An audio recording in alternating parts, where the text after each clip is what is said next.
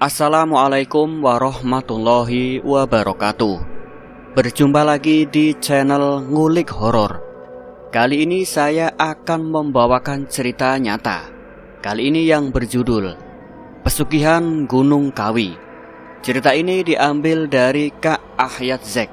Terima kasih kepada Kak Ahyat Zek yang telah memberikan izin kepada saya untuk membawakan cerita nyata tersebut. Tapi sebelum kita masuk ke ceritanya, alangkah baiknya kita berdoa terlebih dahulu agar kita semua diberikan keselamatan dalam membacakan cerita yang sangat menyeramkan ini. Bismillahirrahmanirrahim. Allahumma sholli ala Sayyidina Muhammad. Ini dia Ngulik Horor.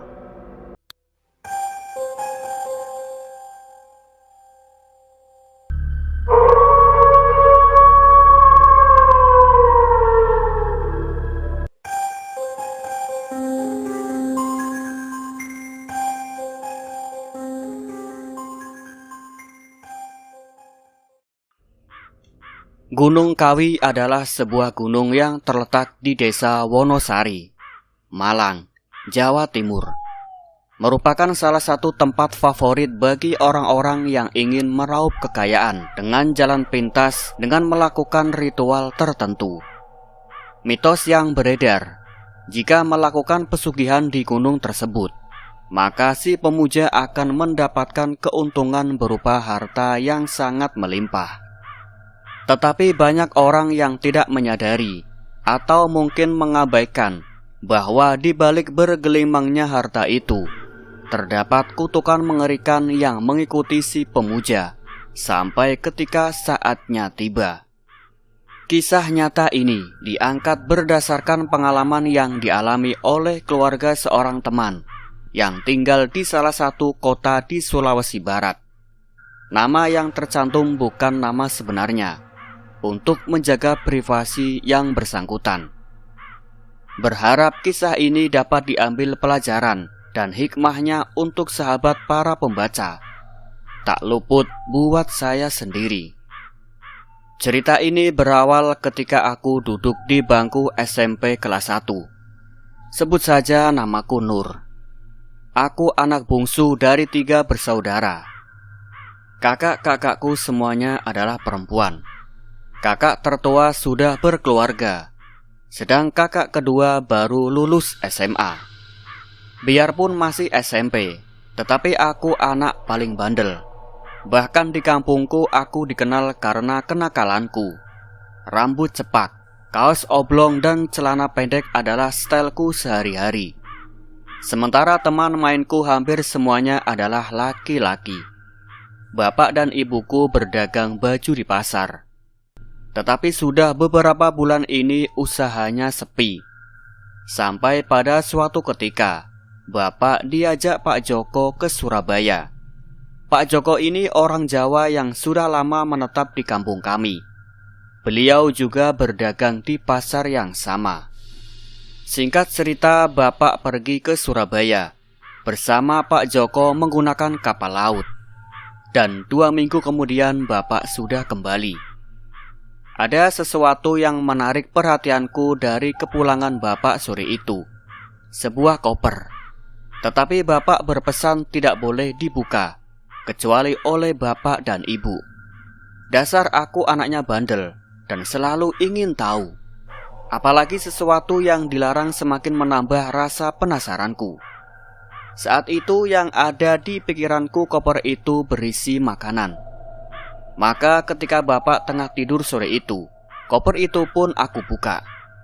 Ternyata isi koper itu hanyalah dupa yang dibungkus kain merah dengan tulisan Cina yang aku tidak tahu apa artinya. Ada beberapa bungkus dupa di dalam koper, dan dalam setiap bungkusnya ada sekitar 12 dupa. Ketika itu aku tidak tahu benda apa itu. Pikirku itu adalah kembang api. Tanpa merasa bersalah ku ambil 1 batang. Ku bawa ke dapur dan ku nyalakan dengan korek api. Aku heran. Berkali-kali ku nyalakan tetapi kenapa kembang apinya tidak menyala. Hanya asap putih yang keluar. dan menyebarkan aroma aneh yang asing bagiku. Tiba-tiba aku dikagetkan oleh teriakan bapak keluar dari kamar. Pasti gara-gara aroma wangi itu yang membuat bapak terbangun. "Siapa ini yang bongkar-bongkar koper bapak?" Kakakku yang saat itu lewat di depan bapak menjadi sasaran. "Rita, kamu yang membongkar koper bapak?" "Bukan aku, Pak. Pasti si Nur itu. Siapa lagi?" "Anak setan." Bapak terdengar sangat marah. "Kamu itu Nur, masih saja tidak berubah." Bapak kalau sudah marah memang seperti itu. Bisa kena pukul beneran pantatku dengan kayu. Melihat gelagat yang kurang menguntungkan, aku kabur ke rumah tante yang rumahnya tidak jauh dari rumah kami. Malam itu aku tidak berani pulang dan tidur di rumah tante. Di sisi lain, 2 hari kemudian kulihat ada satu ikat dupa digantung oleh bapak di atas pintu rumah. Aku heran, dan sepertinya biasanya aku selalu ingin tahu dan banyak tanya apa maksud dupa digantung di atas pintu. Tetapi lagi-lagi bapak tidak mau menjawab. "Sudah, diam saja. Anak kecil tahu apa?" 3 bulan kemudian bapak memutuskan untuk pindah ke kota lain dan memulai usaha baru di sana. Sepeda motor satu-satunya, beserta semua emas perhiasan ibu dijual sebagai modal untuk membuka usaha baru. Saat itu hanya bapak dan ibu yang berangkat duluan menggunakan bus, karena aku sebentar lagi mau kenaikan kelas dan kakakku akan masuk kuliah di Makassar. Di tengah perjalanan, ada kejadian tragis yang hampir merenggut nyawa kedua orang tuaku. Bus yang ditumpangi mereka kecelakaan masuk ke dalam jurang. Alhamdulillah, orang tuaku selamat dari kecelakaan itu. Tetapi terpaksa, niat mereka pindah ke kota yang baru tertunda sampai bapak dan ibu sembuh. Sekitar 2 atau 3 bulan kemudian, akhirnya kami pun pindah ke suatu daerah di Mamuju Utara yang berjarak sekitar 1 hari perjalanan. Aku ikut pindah seolah mengikuti bapak dan ibu. Sementara Kak Rita sudah mulai kuliah di Makassar, di tempat yang baru. Waktu itu masih merupakan daerah, bukan transmigrasi baru. Bapak dan ibu membuka toko sembako dan kelontong. Pembelinya pun lumayan ramai. Setiap kali pendapatan hari itu dirasa menurun, besoknya bapak atau ibu selalu membakar 1 batang dupa di pojok dekat pintu toko. Kadang-kadang juga aku yang disuruh untuk membakar dupa itu. Pada suatu malam aku bermimpi. Saat itu aku ingat, malam itu adalah malam bulan purnama. Anehnya aku bermimpi kejatuhan bulan purnama. Bulannya sangat besar dan berwarna merah, jatuh di balik punggungku, dan kutangkap dengan kedua tanganku. Kemudian bulan itu kuberikan pada ibu dan bapak. Saat aku terjaga dan kuceritakan mimpi itu pada ibu dan bapak, wajah mereka tampak berseri. Kemudian ibu berkata padaku, "Kamu jangan ceritakan mimpimu itu pada siapapun ya nak. Insya Allah itu tanda kita akan mendapatkan rezeki." Aku tidak paham apa yang ibu katakan padaku. Tetapi faktanya sejak mimpi itu memang toko kami semakin ramai dan berkembang sangat pesat. Sampai akhirnya bapak membeli lahan baru yang lebih luas dan dibangun gedung 2 lantai yang cukup megah. Masih ada lahan kosong di sebelah rumah yang juga milik bapak, yang luasnya hampir seluas gedung 2 lantai itu. Lantai satunya terbagi menjadi 6 petak, yang masing-masing petak memiliki ukuran yang cukup lega. Semua petak digunakan sebagai tempat usaha. Tetapi orang tuaku sudah tidak membuka toko sembako dan kelontong lagi. Alasannya karena saat itu sudah banyak yang ikut membuka usaha kelontong. Bapak membuka usaha bengkel dan toko onderdil motor yang menempati 2 petak paling ujung. Kemudian 2 petak untuk usaha rumah makan, dan 2 petak sisanya untuk penginapan. Sementara itu lantai 2 digunakan sebagai tempat tinggal kita semuanya. Oh iya, sejak kepergian Bapak ke Surabaya waktu itu, setiap 6 bulan sekali Bapak ditemani Ibu selalu kembali ke Surabaya. Saat itu aku yang masih SMP tidak tahu apa tujuan orang tuaku selalu rutin pergi ke Surabaya. Tapi bukan Nur namanya, kalau tidak cerewet, dan selalu ingin tahu maksud kepergian ibu dan bapak ke Surabaya.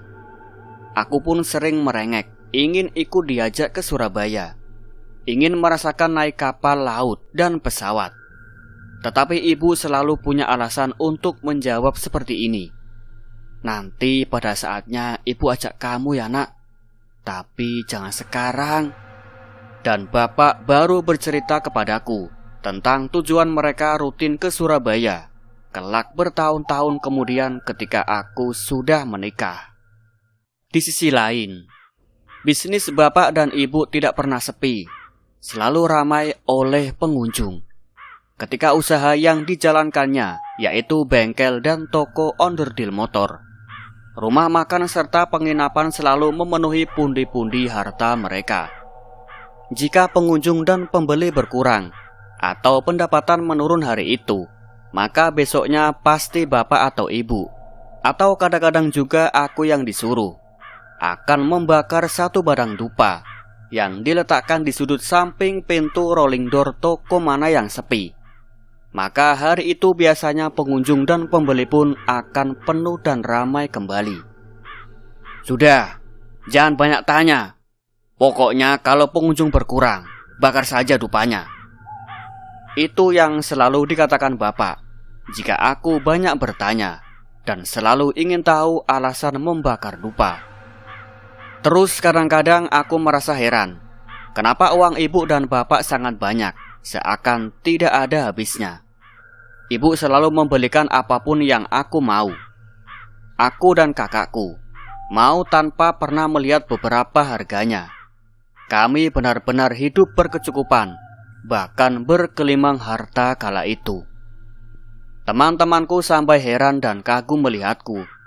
Mereka sering mengatakan bahwa aku anak yang sangat beruntung. Perhiasan ibu sangatlah banyak. Emas dan berlian selalu menghiasi jari, tangan, telinga, dan lehernya. Begitu juga dengan kami anak-anaknya. Tetapi tentu hanya beberapa perhiasan saja yang kami pakai. Seperti yang sudah aku ceritakan sebelumnya, bahwa ibu dan bapak selalu rutin pergi ke Surabaya setiap 6 bulan sekali. Tetapi mereka masih belum mau terbuka alasan mereka pergi ke Surabaya bila aku tanya kepada mereka. Tetapi yang kuingat, setiap kali mereka kembali dari Surabaya, mereka selalu membawa koper penuh dupa. Ibu bilang bahwa dupa itu hanya bisa dibeli di Surabaya. Oh iya, sejak awal kami menempati rumah baru itu, kami sering merasa seperti ada yang mengawasiku. Terutama kalau aku sedang berada di kamar mandi, atau ketika hendak tidur di kamar. Aku memang tidak melihat siapa-siapa, tetapi aku seperti bisa merasakan ada kehadiran sosok lain yang sedang mengawasiku. Apalagi aku sering ditinggal sendirian di rumah. Ibu dan bapak sering pergi ke kota kabupaten atau keluar kota untuk belanja kebutuhan toko. Bahkan kalau mereka ke Surabaya, bisa sampai hampir 1 bulan baru pulang, karena sekalian menengok kakak yang kuliah di Makassar. Kejadian aneh lain yang aku alami selama tinggal di rumah itu adalah selalu ada benda terjatuh di dapur. Tidak ada kucing, tikus, mungkin. Masalahnya benda dapur yang jatuh selalu berganti-ganti, dan itu terjadi setiap malam. Kalau kutanyakan pada ibu, ibu selalu bilang, "Udah, biarin aja." Alhasil piring atau gelas pecah sudah tak terhitung lagi. Aku sebenarnya penasaran, Kenapa setiap malam benda-benda itu bisa terjatuh dengan sendirinya? Juga kenapa ibu sepertinya membiarkan saja? Tetapi tidak pernah aku dapati jawaban yang aku harapkan. Pernah kejadian suatu pagi, ketika aku sedang membuka toko, tiba-tiba tempat dupa yang terdapat di sudut, yang pada saat itu aku berdiri di dekatnya, terjatuh dengan sendirinya, hingga abunya tumpah berserakan di lantai. Itu tempat dupa dipaku ke dinding setinggi 1,5 meter, dan tidak ada orang lain selain aku. Dan tidak ada satu hembusan angin kencang saat itu. Kejadian lain yang tak kalah mendirikan bulu kuduk adalah setiap tengah malam di dalam kamarku. Selalu ku dengar seperti langkah orang berjalan di atas plafon kayu. Bangunan atap pada umumnya di daerah kami tidak menggunakan genteng, seperti rumah-rumah di Jawa, tetapi menggunakan atap esbes atau seng. Sehingga jarak ketinggian antara atap dengan plafon cenderung rendah. Jadi mustahil ada orang bisa berjalan di atas plafon. Tetapi dari bunyi ketukan-ketukan di plafon yang terdengar setiap malam, itu jelas suara langkah kaki orang sedang berjalan. Awalnya jika mendengar suara itu, aku langsung lari ke kamar ibu. Tetapi lagi-lagi ibu selalu bilang, "Udah, biarin saja." Lama-kelamaan aku pun terbiasa dan tidak ambil pusing.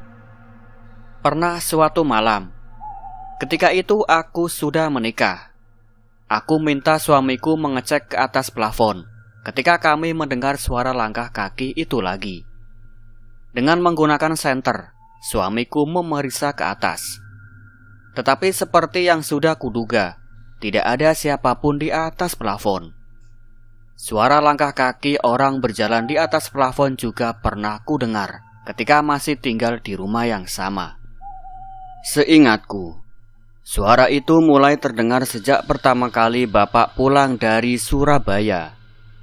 Dan suara langkah kaki itu sepertinya mengikuti kami ke rumah yang baru. Tidak berhenti sampai di situ keanehan di rumah kami.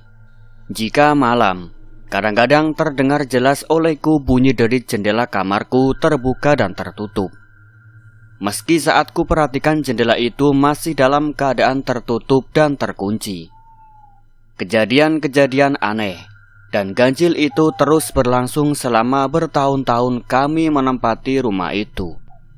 Di sisi lain, pada suatu hari kala itu aku sudah duduk di bangku SMA. Bapak mau bercerita soal kepergian bapak dan ibu ke Surabaya. Setelah aku desak dan tak bosan-bosannya aku bertanya kepada bapak mengenai hal itu. Itu pun cuma sedikit dan dengan terpaksa. Di Surabaya itu bapak dan ibu pergi ke sebuah gunung. Setiap kali ke gunung itu kami selalu memotong seekor kambing. Sudah ada orang di sana yang mengurus semuanya. Daging-daging yang telah teridang, kemudian kami santap bertiga bersama juru kunci di sana. Sisanya kami sedekahkan untuk orang-orang yang ada di sana. Di sana banyak juga orang-orang seperti bapak. Mereka ada yang memotong kerbau, kambing, ada pula yang memotong ayam. Untuk apa bapak potong kambing di sana? Kejarku penasaran. Tetapi bapak malah menghindar. Sudah, kamu itu mau tahu urusan orang tua saja. Kalau sudah begitu, bapak tidak bakalan melanjutkan ceritanya. Di sisi lain, 10 tahun berlalu. Aku sudah menikah dan memiliki 2 orang anak. Si abang sudah kelas 2 SD dan si adik selisih 3 tahun dari abangnya. Kami tinggal di rumah itu bersama ibu dan bapak. Karena memang aku yang sejak awal membantu mengelola usaha mereka. Sementara suamiku berdinas di kota Mamuju, yang jaraknya sekitar 5 jam perjalanan.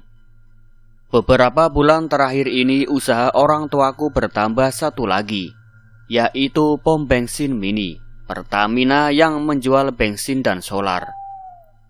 Ini adalah satu-satunya pom bensin di daerah kami. 1 truk tangki pasokan bisa habis hanya dalam tempo 2 minggu saja. Dengan bertambahnya unit usaha baru ini, membuat uang yang mengalir seperti tak terbendung. Tiap hari uang seperti tak ada habis-habisnya. Suatu hari suamiku mengantar bapak dan ibu pergi untuk suatu keperluan ke Palu, Sulawesi Tengah. Di tengah perjalanan pulang, saat itu sudah malam dan suasana di jalan sangat sepi. Tidak nampak kendaraan atau orang di sepanjang jalan yang mereka lewati. Ketika mobil melewati depan kuburan sekitar 3 km dari rumah, mereka bertiga melihat sosok pocong tergeletak melintang di tengah jalan. Sosok itu seperti sengaja menghalangi jalan mereka. Ibu sudah panik saja dan menyuruh suamiku untuk terus jalan. Setelah melewati dengan mengambil jalan agak ke pinggir untuk menghindari sosok pocong itu, suamiku sempat menghentikan mobil, berniat ingin mengecek. Mungkin saja itu perbuatan orang iseng. Tetapi ibu yang ketakutan dan panik melarang suamiku turun dari mobil dan menyuruhnya untuk segera melanjutkan perjalanan. Udah ayo pulang. Mana ada orang iseng di tempat sepi begini. Di depan ada kuburan pula. Di sisi lain, beberapa bulan kemudian mulai terjadi penurunan omset dari keempat usaha yang dijalankan orang tuaku, yaitu bengkel dan toko onderdil motor, rumah makan, penginapan, dan yang terakhir pom bensin mini. Pengunjung dan pembeli menurun drastis. Dupa yang kami bakar setiap hari tak mampu lagi mengembalikan keadaan seperti dulu. Semua itu berawal ketika ibu terkena stroke dan harus dirawat di rumah sakit selama 10 hari. Sejak saat itu bapak dan ibu sudah tidak pernah ke Surabaya lagi, karena kondisi ibu yang sudah tidak memungkinkan untuk bepergian jauh. Setiap hari ibu hanya duduk saja di kursi malasnya. Seharian diam tanpa melakukan apapun. Hanya jika mau ke kamar mandi dan sholat saja ibu beranjak dari tempat duduknya. Itu pun harus ditemani karena jalan ibu sudah diseret kaki kirinya. Sungguh hatiku sedih melihat kondisi ibu saat itu. Saat itu akulah yang menjaga dan merawat ibu. Karena Kak Rita tinggal bersama suami dan anaknya menempati rumah orang tua kami yang lama di luar kota. Sementara kakak sulungku seperti tidak peduli kepada ibu. Bahkan pernah saat dia datang menengok, kakak sama sekali tidak mau menyentuh ibu. Aku tidak peduli dengan sikap kakakku itu. Biarkan saja, aku masih sanggup untuk merawat ibu. Berbulan-bulan kondisi ibu tidak ada perubahan, bahkan semakin memburuk. Ada bau tidak sedap yang keluar dari mulut ibu. Demikian juga dengan aroma tubuhnya. Sementara itu hasil yang didapat dari usaha yang semakin sepi tidak cukup untuk biaya. Suami Kak Rita yang hanya bekerja serabutan tidak bisa diandalkan. Oleh karena itu aku dan suamikulah yang banyak menyokong semua kebutuhan ibu dan bapak. Suatu hari bapak mendatangiku dan menceritakan semuanya padaku. Dari cerita bapak itulah aku baru sadar bahwa selama ini orang tuaku melakukan ritual pesugihan di Gunung Kawi. Selama ini yang aku tahu mereka hanya bilang ada urusan di Surabaya, itu saja. Tetapi yang membuat aku terkejut saat itu, bapak menawari aku untuk melanjutkan ritual pesugihan karena ibu sudah tidak mampu melakukannya. Kata bapak, selama ini ibu yang lebih dominan dalam melakukan ritual. Bapak hanya mendampingi, sehingga bapak tidak bisa menggantikan posisi ibu. Menurut juru kunci yang selalu mendampingi ritual bapak dan ibu di sana, yang bisa menggantikan posisi ibu hanyalah darah dagingnya, harus anak kandungnya. Dan bapak hanya mau kalau aku yang menggantikan ibu. Bagaimana dengan Kak Rita? Sejak awal ibu dan bapak tidak pernah melibatkan kakakku itu dalam semua urusan bisnis, baik yang tampak nyata maupun yang bersifat magis. Kata mereka kakakku itu bisa bikin usaha merugi. Entah aku tidak tahu apa maksudnya. Sebaliknya bapak dan ibu selalu menganggap bahwa aku bisa membawa keberuntungan bagi kemajuan bisnis mereka.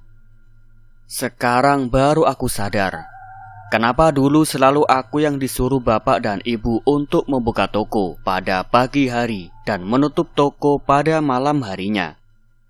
Demikian juga waktu menghitung pemasukan setiap harinya. Jika ibu dan bapak tidak berada di rumah, bahkan membakar dupa, aku pula yang disuruh. Bagaimana Nur? Kamu bersedia? Aku hanya terdiam. Aku tidak bisa memutuskan sendiri perkara yang bisa saja akan mempengaruhi kehidupan keluargaku. Karena itu aku harus melibatkan suami. Aku harus ngomong dulu sama suamiku, Pak. Meski sangat berharap Bapak tetap menghormati keputusanku. Jujur saja saat itu aku sempat tergoda dengan tawaran Bapak untuk melanjutkan ritual pesugihan ibu. Karena sejak kecil aku sudah terbiasa dengan hidup yang serba berkecukupan, sehingga ada rasa takut jika harus hidup berkekurangan. Tetapi aku bersyukur suamiku tegas melarangnya. Tak bisa aku bayangkan seandainya saat itu aku mengikuti jalan Bapak. Entah apa yang akan menimpaku, dan mungkin juga menimpa keluargaku. Sekitar 2 bulan kemudian aku pindah ke Pekanbaru, Riau, mengikuti suamiku yang dipindah tugaskan ke sana. Karena itu Kak Rita dan keluarganya kembali lagi ke rumah bapak dan ibu untuk menjaga dan merawat ibu. Tetapi baru sekitar sebulan kami tinggal di Pekanbaru, tiba-tiba bapak mengabarkan bahwa kondisi ibu semakin memburuk. Ada yang aneh terjadi pada ibu. Tidak tega pada bapak yang sampai menangis memintaku untuk datang menengok ibu. Aku pun terbang kembali seorang diri tanpa ditemani suami dan anak-anak ke rumah bapak dan ibu di Sulawesi Barat. Butuh 4 jam perjalanan naik pesawat Pekanbaru Jakarta Makassar. Dilanjutkan dengan mobil 1 hari 1 malam ke Mamuju Utara. Sesampainya di rumah, bapak menyambutku dengan derai air mata. "Ibumu nak, ibumu." Hanya kata-kata itu yang terucap dari mulut bapak. Betapa terkejutnya aku ketika melihat kondisi ibu yang sangat memprihatinkan. Ibu masih seperti yang terakhir kulihat, hanya duduk terdiam di kursi malasnya. Tetapi kondisinya jauh berbeda. Tubuh ibu kurus sekali, dengan pakaian yang sangat kumal dan kotor, serta bau busuk yang amat menyengat. Bau busuk seperti bau bangkai. Di sisi lain, aku menangis melihat kondisi ibu saat itu. Badannya kurus seperti tulang berbalut kulit. Ibu mengenakan pakaian kotor, dekil, bahkan sobek di beberapa bagian, serta bau badan ibu seperti bau bangkai yang amat busuk. "Ibumu tidak mau memakai pakaian bersih, nak. Semakin kotor dan bau pakaian itu, semakin ibumu suka," ujar bapak dengan muka murung dan mata berlinang. Ibu hanya mau memakai baju yang dulu biasa ibu pakai jika memasak di dapur. Ada 3 potong baju, dan ketiga baju itu memang oleh ibu jarang dicuci, dan anak-anaknya pun dilarang mencucinya. Entah apa alasannya. Menurut bapak, ibu tetap mandi seperti biasa, dilap badannya oleh Kak Rita. Tetapi anehnya bau badan ibu tidak bisa hilang. Bau busuk yang menyengat masih tetap tercium hingga aku yang berdiri di sebelahnya saat itu merasa mual dan ingin sekali muntah. Aku hanya bisa menangis. Respon ibu ketika diajak bicara sangat lambat, seperti orang linglung. Omongan ibu sering ngelantur. Ditanya kemana, jawabnya kemana. Tidak nyambung. Tingkahnya juga seperti anak kecil, seperti buang air kecil dan buang air besar di sembarang tempat. Kak Rita sering bertengkar dengan ibu, hanya karena ibu tidak mau dipakaikan pampers. Kalaupun akhirnya mau pakai pampers, nanti ketika ingin buang air besar, itu pampers pasti ibu lepas, dan akhirnya kotoran pun berceceran di lantai. Ketika hendak sholat pun ibu lebih suka memakai mukena yang sudah banyak noda dan bintik-bintik hitam yang sudah layak dibuang. Padahal di lemari ibu banyak sekali mukena-mukena yang masih bagus. Melihat hal itu bapak sering menangis. Mengingat dulu ketika masih sehat, ibu selalu memperhatikan penampilannya. Ada yang membuatku tercekat ketika melihat ibu sholat. Sholat ibu tidak menghadap ke arah kiblat, tetapi membelakangi kiblat. Setiap arah sajadah kuputar 180 derajat menjadi menghadap ke kiblat. Ibu serta-merta akan menggeser kembali membelakangi kiblat. Aku menggigil. Bahkan kiblat pun seakan tidak sudi menerima sholat ibu. Lagi-lagi bapak hanya menangis melihat apa yang terjadi pada ibu.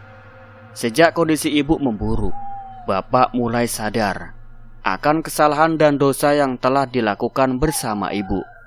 Kulihat bapak berubah drastis. Bapak lebih religius. Sholat 5 waktu pun selalu ia di masjid. Kelihatannya bapak benar-benar sudah bertaubat. Bapak bercerita, ibu pernah dibawa ke seorang ustadz untuk diruqyah. Sebelum proses ruqyah, ibu disiram air sebatas perut dalam posisi duduk di atas kursi, dan sebuah ember ditaruh di bawah kaki untuk menampung air siraman. Sungguh di luar dugaan. Air bekas siraman yang tertampung di ember berwarna hitam pekat, dengan aroma busuk seperti air comberan. Bapak dan kakak ipar yang mengantar ibu sampai mual, tidak tahan dengan baunya. Ibu menjalani ruqyah selama 3 hari berturut-turut, tetapi sepertinya tidak membuahkan hasil. Kelihatannya dulu ada yang pernah ibu ini lakukan. Benar begitu, Pak? Tanya Pak Ustadz setelah meruqyah ibu. Bapak sudah merasa, tetapi bapak tidak berani berterus terang saat ditanya sama Pak Ustadz. Mungkin ibumu sudah terlambat untuk bertaubat, nak, ujar bapak padaku. Di sisi lain, di suatu pagi yang cerah aku menerima telepon dari bapak. Waktu itu aku sudah kembali ke Pekanbaru, dan kabar yang bapak sampaikan sontak membuat aku kaget. Rumah sekaligus tempat usaha bapak dan ibu di Mamuju Utara tadi malam sekitar waktu maghrib mengalami kebakaran hebat. Gedung 2 lantai dan seluruh isinya ludes dilalap api. Alhamdulillah, tidak ada yang terluka dalam musibah itu. Semua selamat. Dan pada saat bapak menelepon, seluruh keluarga sementara pindah ke bangunan kantor di dalam pom bensin mini milik orang tuaku. Beberapa hari kemudian, bapak, ibu dan keluarga Kak Rita memutuskan untuk kembali ke rumah bapak yang lama. Penyebab kebakaran itu diperkirakan dari api lilin yang menyambar tirai jendela. Kebetulan malam itu listrik padam, sehingga mereka menyalakan lilin sebagai penerangan. Peristiwa kebakaran yang menghanguskan rumah orang tuaku itu bukan hanya menyisakan puing-puing, tetapi berikut keanehan-keanehan yang menyertai yang sulit diterima nalar, seperti yang diceritakan Kak Rita padaku. Keanehan pertama, kebakaran malam itu terjadi sangat cepat untuk sebuah bangunan besar lantai 2. Hanya dalam waktu yang relatif singkat, kurang dari 2 jam, rumah dan toko itu terbakar habis. Tetangga dan orang-orang yang turut membantu memadamkan api dengan ember dan peralatan seadanya hanya bisa tertegun. Tetapi bisik-bisik pun merebak di tengah mereka. Begitulah, kalau kekayaan dari cara yang tidak benar, ludesnya pun sangat cepat. Damkar yang baru datang 1 jam setelah kebakaran hanya bisa menyiram sisa-sisa puing yang masih membara.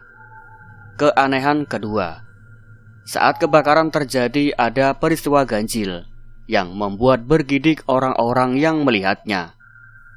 Dari tengah bangunan, tampak kobaran api membentuk putaran seperti angin puting beliung. Putaran api raksasa itu seperti menghisap apapun yang berada di dalam gedung dan membawanya naik ke langit. Apakah mungkin putaran api itu yang membuat api begitu cepat menghanguskan bangunan? Entahlah. Keanehan ketiga, sebelum kebakaran itu terjadi, siang itu Kak Rita dan Bapak sedang duduk-duduk di depan toko. Tiba-tiba muncul 2 orang berpakaian putih-putih dengan memakai sorban meminta sumbangan. Alih-alih memberi sumbangan, Bapak malah berkata-kata yang tidak enak didengar dan menyuruh mereka pergi. Kita buat makan aja susah, mereka malah enak-enakan minta sumbangan. Begitu Bapak bilang ketika Kak Rita menegur Bapak. Bapak dan Ibu memang tergolong pelit dalam urusan sumbangan dan sedekah. Itu kami tahu persis. Sebelum mereka pergi, salah seorang dari mereka seperti memberi peringatan kepada Bapak. Kamu orang sungguh pelit. Lihat saja nanti suatu akan terjadi padamu. Kemudian mereka beranjak pergi. Merasa aneh dengan ancaman orang tadi, Kak Rita memperhatikan kemana mereka pergi, dan keanehan pun terjadi. Sekitar 15 meteran mereka berjalan. Kedua orang itu tiba-tiba menghilang. Malamnya, ketika masuk waktu maghrib, rumah dan toko Bapak terbakar. Di sisi lain, pada tahun 2009, 1 tahun setelah peristiwa kebakaran, pas waktu maghrib Bapak meninggal karena terjatuh di kamar mandi. Darah mengalir dari mulut, hidung, telinga, bahkan kedua matanya. Waktu itu aku belum bisa pulang. Hanya komunikasi melalui telepon yang bisa aku lakukan.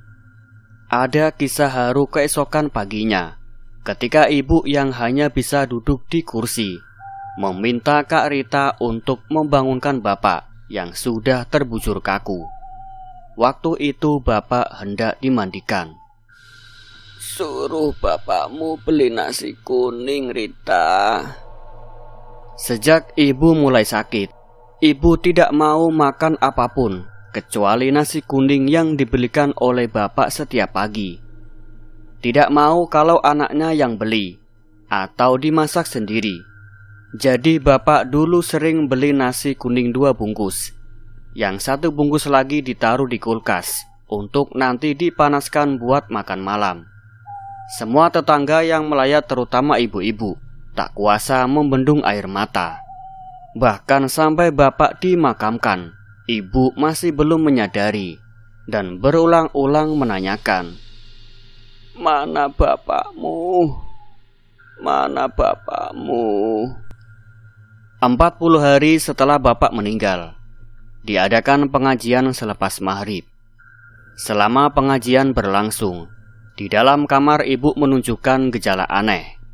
Ibu yang sudah tidak bisa apa-apa, kecuali berbaring di tempat tidur, mendengkur cukup keras dan tidak henti-hentinya.